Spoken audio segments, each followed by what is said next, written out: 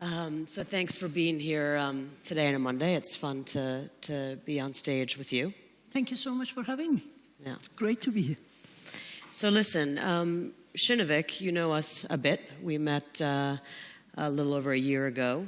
We like to tackle big problems.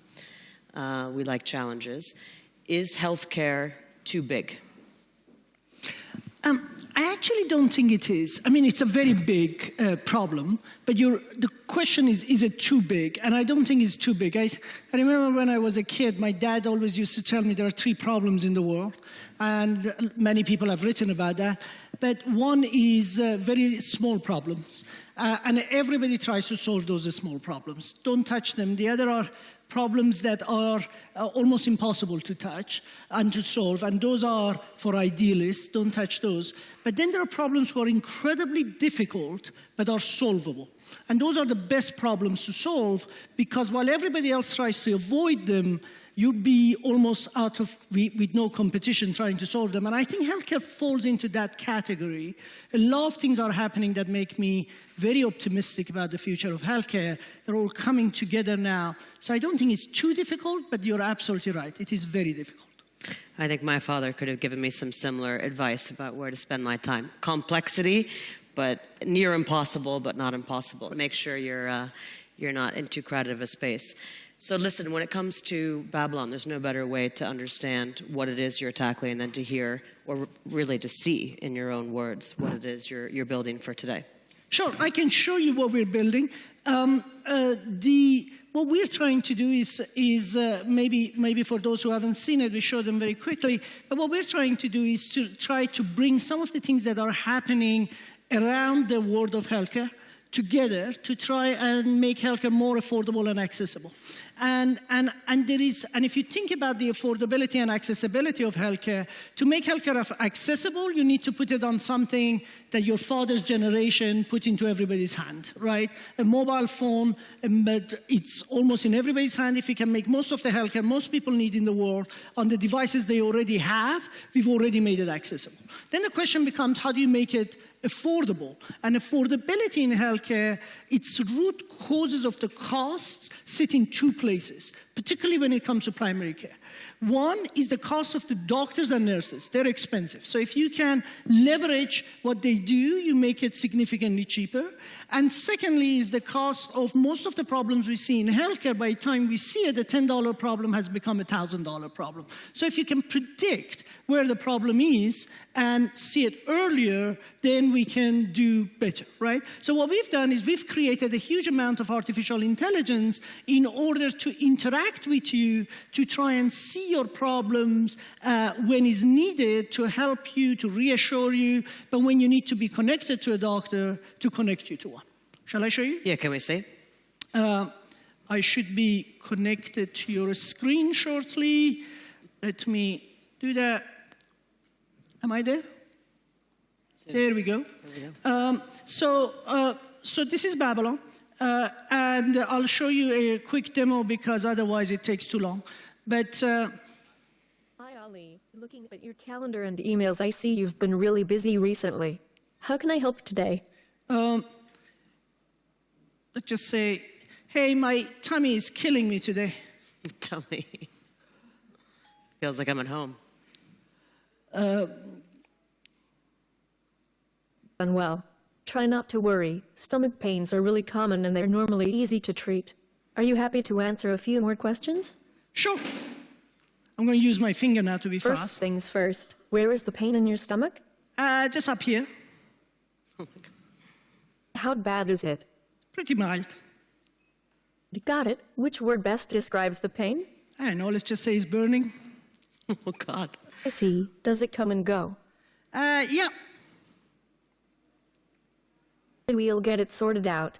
How long have you had the pain? For a week. Sometimes pain like this can be worse lying down. Are you finding that? Nope. Right. And is the pain getting better or worse? Same. This is important. Do you feel sick? Nope. Okay, we're nearly there. Do you have a fever or feel unwell? No, but everything I'm showing you, by the way, is live right now. If you download Babylon, you can use all of that. Just a few more questions. Have you noticed any difficulty swallowing? No. Okay, I'd just like to go over some information from your profile. Have you managed to cut down on fatty foods using the diet plan I gave you? So this is new. We are shortly going to connect to your medical records and pull out the stuff that is related to the consultation, including every activity you've done, every flight you've done, everything that you have given us permission to see. So let's just say a little here. Okay, and are you still taking regular ibuprofen for your back pain? Not anymore. Right, Ali. I now have all the information I need. Give me a few seconds and I will see what's going on. And then the machine will do billions of variations of Okay, Ali, symptoms. the good news is your symptoms don't seem worrying on a medical level. This sounds like dyspepsia to me. Dyspepsia is doctor speak for indigestion. It is an increase in stomach acid, which can cause burning abdominal pain. This is a really common condition. So what she's done is This is not amongst good news men of a before certain lunch, age. Ali. Exactly. It can be managed So what she's done is she goes through billions of variations of symptoms, look at my record, diagnose me, and for those of you who are scientists, significantly better than any human brain possibly can. And then it gives me all the details on that. And if I need to talk to a doctor, it connects me to a doctor. I have a face-to-face. Some people call just being able to do a face-to-face with a doctor technology. That's frankly using Skype. The technology about Skype was 10 years old. I wouldn't call that much new anymore. But what matters now is how can we use technology to reduce what doctors do, and that's what we've created. But all the data we now collect from you will allow us to do something amazing, which goes to the second part of what I mentioned, which is how do we predict healthcare. So if I show you now, this is my avatar. Right, that's who I am. You could see it. Everything is okay about me apart from my heart, where I have high blood pressure. But you could see it all around everything, from my behavior to my environment to my genetics. And then it allows me, because I have all this information, to predict my health. It'll take too long to show it, but you get an idea of it's actually very doable. The technology today is there to help us to come up with better solutions than we had before. It's just one of those difficult problems that you need to stick at it and solve it. What, in your mind, what would get us there quicker? I mean, replicating is one thing, but replacing doctors. So I don't think we are in the business necessarily of replacing Dr. Cristina. The truth is that for those of us who live in the developing countries or developed world, getting to see a doctor is expensive, is inconvenient, it takes time, and it doesn't matter how rich or how poor you are, it's either a week or a few hours wait. But for those who live in developing countries, the problem is significantly more severe. 50% of the world population almost has zero access to healthcare in today's day and age. So. And the world is short of 5 million doctors. So if we can get to do stuff like diagnosis, which is very simple, if we can do stuff like diagnosis with a machine, then that allows doctors to do what they should do, which is the humanity of healthcare, looking after a patient, making sure they take him through the problem. And what do you think would have gotten you here quicker? Could you have gotten here quicker in terms of this affordability, accessibility? That sounds like my world of mobile telecoms as well. But what could have helped you earlier? Well, I think the challenge we all have is, and that's a good conversation for you and I to have, because you're a great investor and we were lucky to find people like you, is that the way our structure of financing is organized for startups. How many of you in here are startup people? How many are building your own companies, right? So you know exactly what I mean, right? So the way we structured financing now is that you kind of have a seed money. You come up with an idea, somebody gives you seed money, you have a year to kind of come up with a product. Then you make a product and you have 18 months or a year to build that product. That product needs to have traction, so you get growth money, so on and so forth. And that allows you to solve small problems. I can deliver pizza that way, because all I gotta do is just have a little app. I have to park a couple of bikes outside the pizza shop, organize with the local residents who order the pizza via my app, and I can show that I got traction in one area and then get it to more areas in that time frame.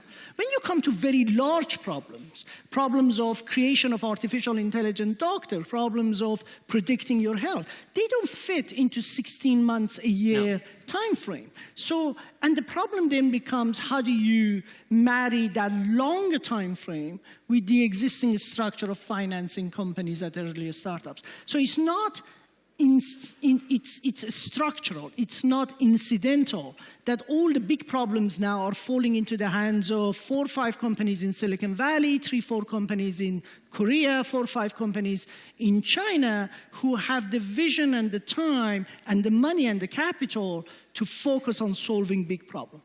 And I think there is a structural challenge for all of us in that, because unless we tackle that, we'll then end up with a series of oligopolies, and South Korea is a great example of where you see that anything that is important and big is being done by a small number of companies. I think when I used to be a banker at Silicon Valley 20 years ago, you saw everybody there.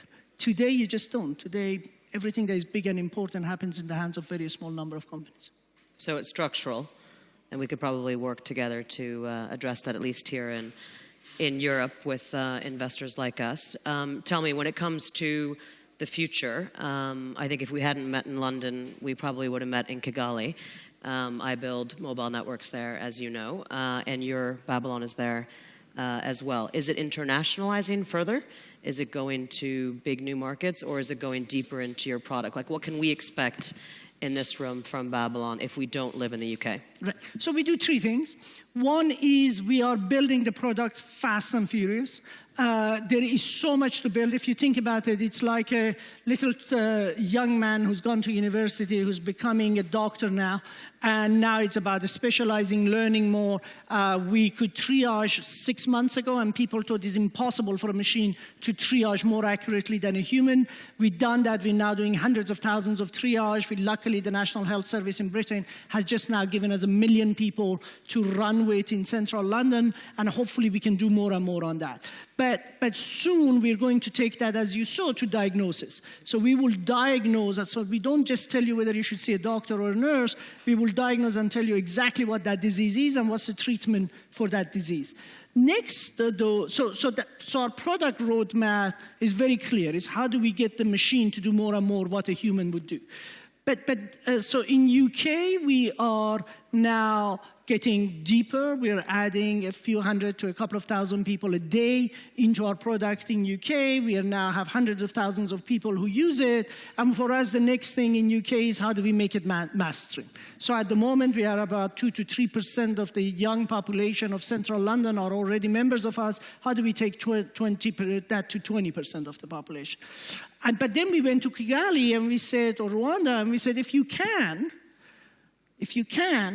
provide healthcare to some of the richest people in the world, UK, can you, if you want to make healthcare affordable and accessible for everybody, can you do that for some of the poorest people in the world? Yeah. So we went to Rwanda, and I'm amazed by what has happened in Rwanda. I mean, if you think about it, the fastest growing adopted technology in the world was mobile money, as you know, in East Africa. It went from 20,000 people in Rwanda, for instance, in year 1 to 200,000 people in year 2 to 1.5 million people in year 3, right? And then by year 5, it was 80% of the population. We signed up 20,000 people. After 4 weeks, we signed up 270,000 people after 15 weeks.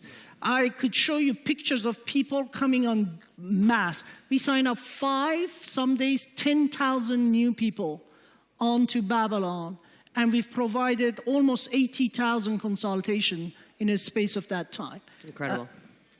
Bravo. So what's next after that then? So then, if you think about Britain being one of the richest countries in the world, I'm talking before Brexit, and Rwanda being one of the most financially challenged countries in the world, for us, everywhere else is in between.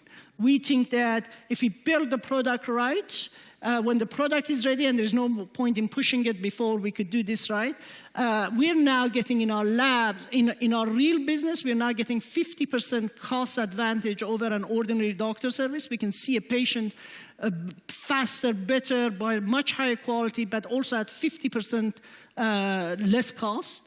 By the time our diagnosis product comes in, we think that we can get that to 70% to 75% less cost, right? So that's a huge saving. And then for us, it's then how many countries can we go to, how fast? Fascinating. Well, I think I take your advice on board for investors in terms of how to address that structural issue. I think you've been the perfect exception, Ali, for Kinnevik to go earlier and to back someone, hopefully over the very, very long term, to make a huge difference in tackling something as complex and, in my experience, grim as healthcare. So I take the investor advice on board. What would you give for advice to startups in this room? Oh, it's far, far be it for me to give advice to anybody. But to me, as a startups, if there was one thing that I will tell anybody is what we touched on before, is don't deal with little problems. They seem easy, they seem that you can get on with it and achieve something. The truth of the matter is, but the moment you're successful at it, because the hurdle is so low and the problem was so easy to solve, everybody else will pile in and you'll find your space incredibly competitive.